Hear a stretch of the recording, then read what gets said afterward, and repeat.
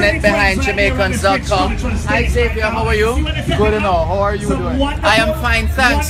How long now since Jamaicans.com has been operating? Oh wow, Jamaicans.com has been operating over 20 years. We were the third Jamaican website to get online. We are blessed and very fortunate to have captured the domain. Yeah, I was about to say that, yes.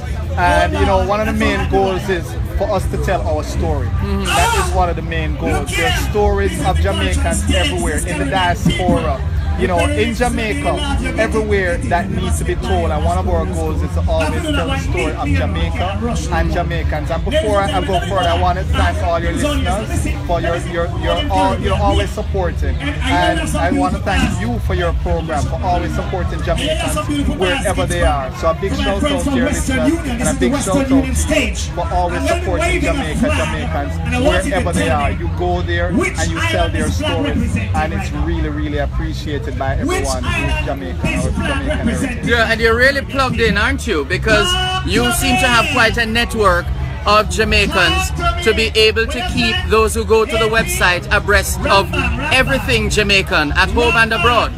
Yes, I mean, you know, the thing is, the viewers, the people who come to the website is what keep us going. What they have done is they'll feed us the information. You know, the other day I was talking to another friend in the media and she was like, how you get this story? How you get that story? I said, well, we've always been about Jamaicans, and one of the things we have always tried to do is feature what you call the little people.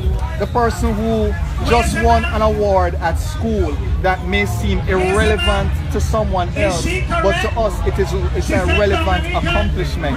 And you know, a lady reached out to me the other day and she says, you know, the other day I got into nursing school and you featured us about me getting into nursing school. And she said, I just won an award. Can you feature me again? I said, of course I'm going to feature you again. And she reached out to us. And this is what we like, the community reaching back out to us, not us feeding the community just the information that's out there about. You know, we'll feature popular people, but we always want to feature those people like the little people, as you say, or the people that may not have a voice.